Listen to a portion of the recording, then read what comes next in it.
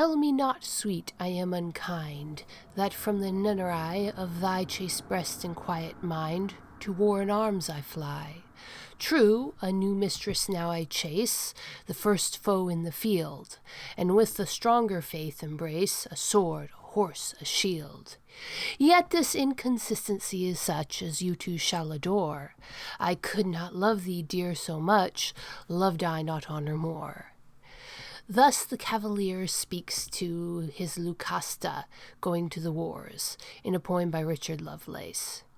Hello, my wonderful viewers, and welcome to another episode of Betty Adams Overanalyzes. For this Wednesday video, I just wanted to take a look at a question. What exactly did Kaiju number 9 harvest from the Director General Isao Shinomiya's brain that allowed him to paralyze Kafka so effectively on the field of battle? And what does that have to do with Richard Lovelace's poem To Lucasta Going to the Wars?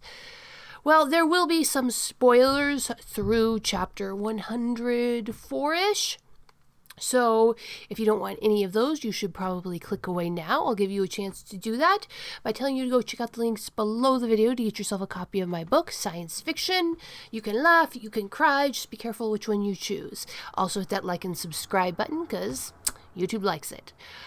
Alright, so Kaiju number 9 has specifically prepared traps that are as much psychological for the Defense Force officers he's going to be facing in this battle as they are physical. And the vast majority of this knowledge he harvested from Isao Shinomiya's brain.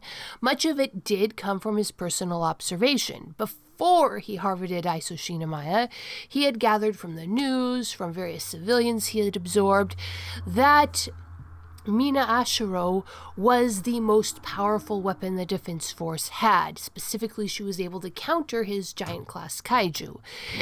And Mina Ashiro was one of his goals. Another of his goals was the Director General Isao Shinomiya. Now, so clearly, Kaiju number 9 can make some observations on his own.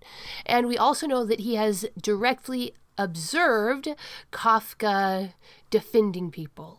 When Kafka rescued Reno, Kaiju number 9 saw Kaiju number 8 step out of his way to defend 2 random Defense Force officers, but these were still friends of Kafka's. Then, when Kaiju number 9 was escaping with the Director General's body, we see Kaiju number 9 also take advantage of that and said, I should have done this first, as if he's processing that this is a very effective way to paralyze Kafka by attacking Kikoru. Again, still though a close friend of Kafka's, it makes sense that he'd defend her. So, what did Kaiju number 9 find in Isao Shinomiya's mind that told him that the best way to paralyze Kafka, to prevent Kafka from rushing to protect Amino, was to force him to protect random citizens? Because there is a concept that we are naturally genetically inclined to prefer certain people over strangers, our family members. The closest someone is to us genetically, the more likely we are to want to defend them. That's just how animals work. That's how reproduction works. It's how natural selection works. And so when you go out of your way to defend a stranger, that is seen as going above and beyond not only the animal part of us, but the vast majority of human history as well. For many, many cultures, the word for stranger and the word for enemy were the same. And there are famous quotations, there is no greater life for a man than that he lay down his life for a stranger.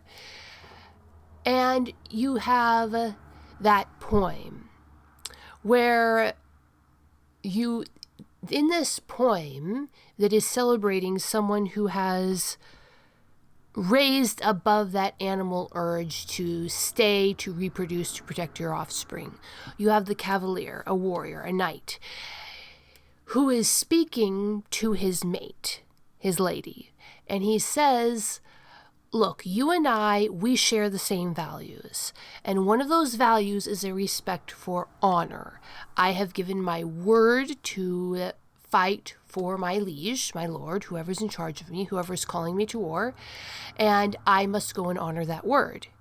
And this is so much a part of my personality, this dedication to honor, that you would respect me less and I would respect me less, and our love together would be of lesser quality if I did not do this. So this is the Cavalier saying, look, you and I, we're a pair, we're together because we share the same values. I respect your virtues, you respect my virtues, and we take them together into the world. This is clearly what Isao Shinomiya had with Hikari Shinomiya. They were warriors together. They had the same values, the protection of the innocent. We see Hikari Shinomiya when she comes back injured from battling that kaiju in the flashback.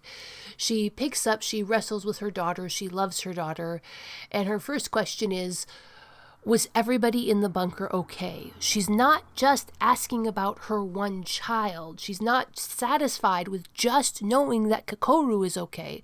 She wants to know, was everybody okay? Hikari Shinomiya has risen above that animal instinct to protect her own and has taken upon her the burden of a soldier, of a warrior. These are my people. Every single person in that bunker is precious to her. And Director General Isao Shinomiya shares this. We can see that in his anti-Worf moment. What am I talking about? If you've watched Star Trek Deep Space Nine, in the exploration of Klingon culture, it is revealed that the Klingons have a very fiercely independent culture where duty to an organization, duty to the community as a whole, is not necessarily respected over duty to family members, specifically duty to your mate. And in this specific episode, we see Worf, this very strong, powerful warrior who has shown himself to be loyal across the board to the Federation, to the people who he has chosen for his allies. He betrays all that to save the life of the woman who will become his wife. And he gets dressed down for that. He admits that he betrayed the Federation. And he's like, I'm not happy about it, but she would have died had I not taken these actions. And I don't value my duty to the Federation more than I value her life. So, how is Isao Shinomiya the anti-Worf? Well, Isao Shinomiya was almost certainly one of the officers sent out to fight Kaiju number 6. And in this battle, it's hard to say how much actual choice he had in the matter, but he let his wife die because she wasn't just his wife, she wasn't just his lady, she was a fellow warrior.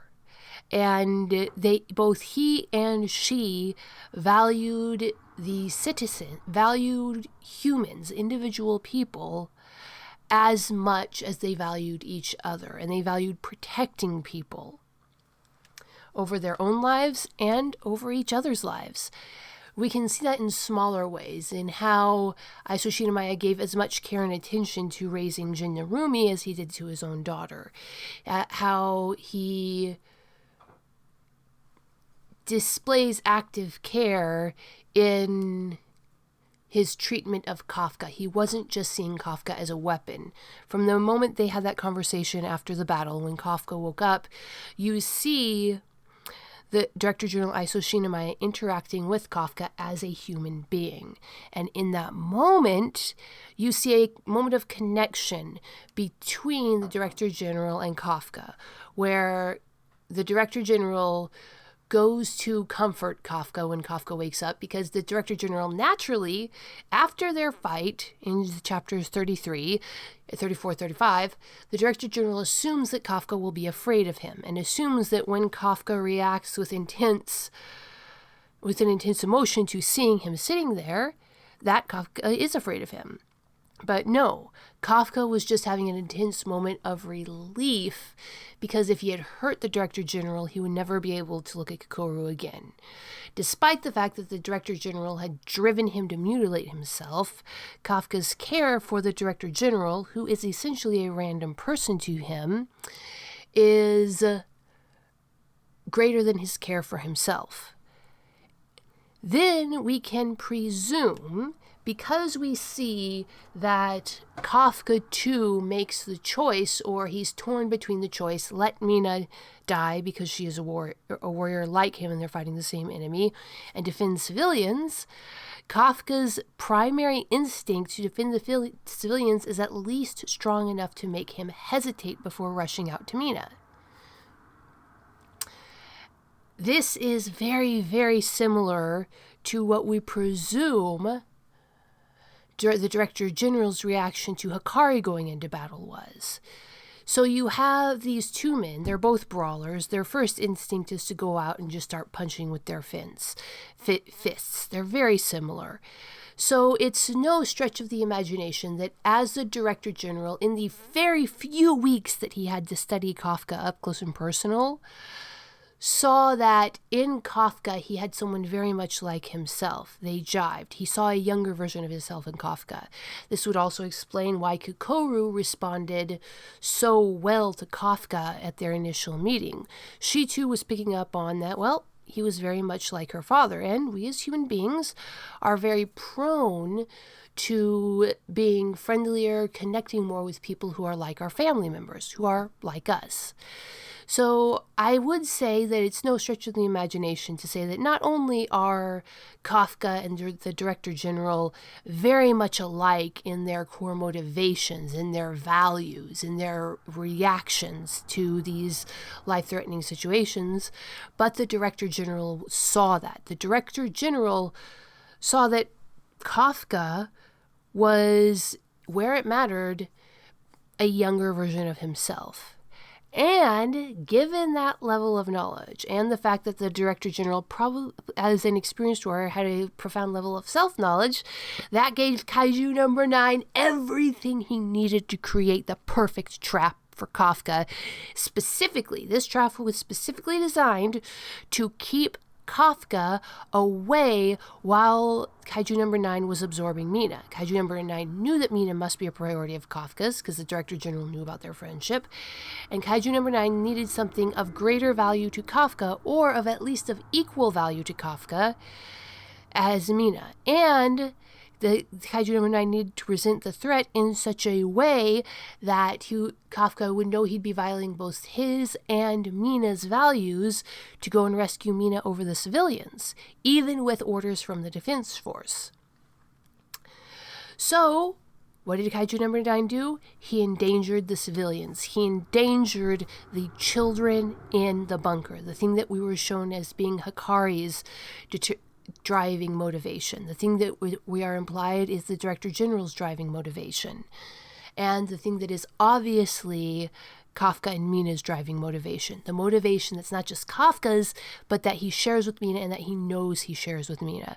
Kafka could not rush off and rescue Mina until Reno came in to eliminate the threat to the civilians, because Mina would never have forgiven him and Kafka would never have forgiven himself. And Kaiju number 9 knew that because Director General Isao Shinomiya looked into Kafka's eyes and not only saw a human, Director General Isao Shinomiya saw a younger version of himself. But what do you think, my wonderful viewers? Is this a good explanation for how Kaiju number 9 chose such a perfect mental trap to paralyze Kafka, and therefore Kaiju number 8 in the battle? Hit that like and subscribe button. Tell me what you think, and peace out, my wonderful viewers.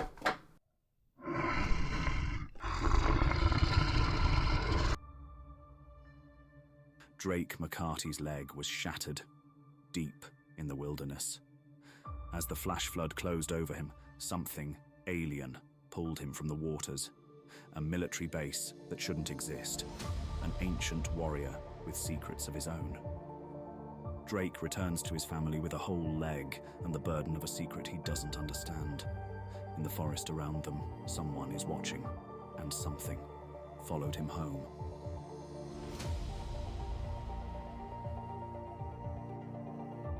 Flying Sparks. 90,000 words of science fantasy adventure. The first novel in the Dying Embers universe is now available on Amazon, Barnes & Noble, Kobo by Rakuten, Google Play Books, and from the author as a signed copy.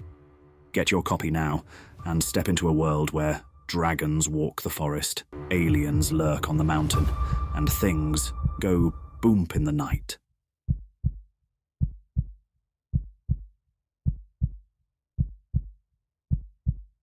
Escape into another world with the writings of author Betty Adams.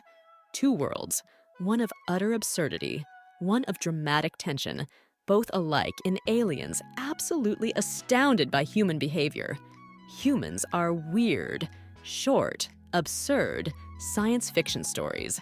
Flying sparks, dragons, aliens, and things that go boom in the night. Books available on Amazon, Barnes & Noble, Kobo by Rakuten, Google Play Books, and at authorBettyAdams.com for a signed copy.